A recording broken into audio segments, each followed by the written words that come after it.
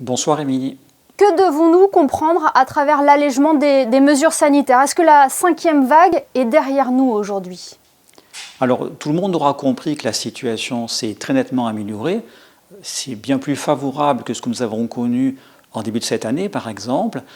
Pour autant, les médecins nous disent que la situation n'est pas définitivement derrière nous. Donc nous avons pu, dans un contexte qui était globalement favorable, alléger progressivement les mesures de freinage. Pour autant, il faut rester attentif parce que vous l'avez vu, nous connaissons en ce moment un petit rebond épidémique, de même qu'un nombre d'admissions au CHPG qui a légèrement augmenté ces derniers jours. Voilà, même si la tendance est à la baisse, il faut tout de même encore rester vigilant. C'est exactement cela. Globalement, une tendance à la baisse, à la fois chez nous et chez nos voisins, italiens et français. Pour autant, nous savons que les gestes barrières demeurent pertinents.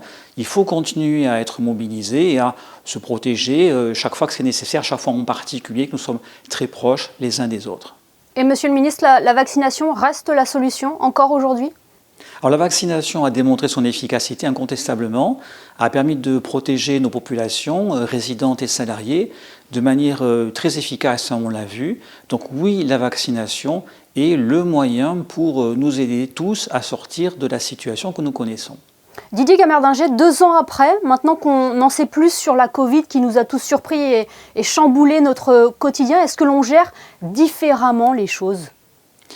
Alors nous avons heureusement depuis 2 ans plus de recul, donc les soignants ont une connaissance plus précise et plus fine de cette pathologie. Cela étant, vous savez qu'il a fallu s'adapter aux différents variants. Les fondamentaux de prévention restent les mêmes. On vient de le dire, la vaccination d'un côté, de l'autre les gestes barrières qui ont fait la preuve de leur efficacité. Alors c'est vrai qu'à certains égards on peut considérer que c'est une petite contrainte, mais d'un autre côté on doit regarder en face la réalité et ce sont des dispositifs qui nous accompagnent efficacement pour lutter contre l'épidémie. Et puis enfin, des médicaments commencent à apparaître sur le marché qui là aussi devraient nous aider à passer ce cap difficile. Est-ce que finalement il ne faut pas se dire que l'on doit vivre avec le virus, comme le font déjà d'autres pays? Est-ce que c'est aussi la réflexion actuelle du gouvernement? Alors c'est pertinent ce que vous dites, parce que c'est exactement cela. La situation s'est améliorée, pour autant, ce que nous voyons objectivement, c'est que le taux d'incidence reste quand même assez marqué, le taux de positivité aussi, donc oui, nous devons apprendre à vivre tous avec le virus.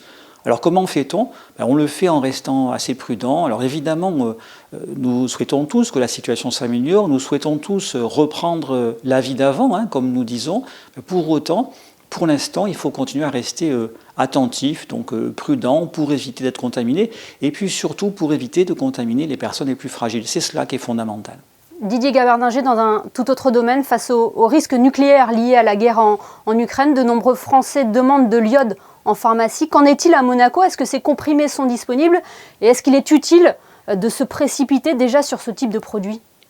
Alors, 2 réponses à votre questionnement. D'une part, la principauté de Monaco dispose d'un stock stratégique de comprimés d'iode qui permet de prendre en compte la totalité de sa population. Donc, il n'y a pas de souci de ce côté-là.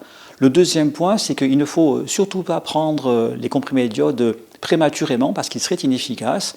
Et donc la bonne approche, c'est celle que nous retenons en principauté de Monaco, c'est celle d'une distribution en cas de nécessité très rapide dans les différents quartiers de la principauté, comme le font au demeurant la plupart des États voisins qui ont retenu une approche identique à la nôtre.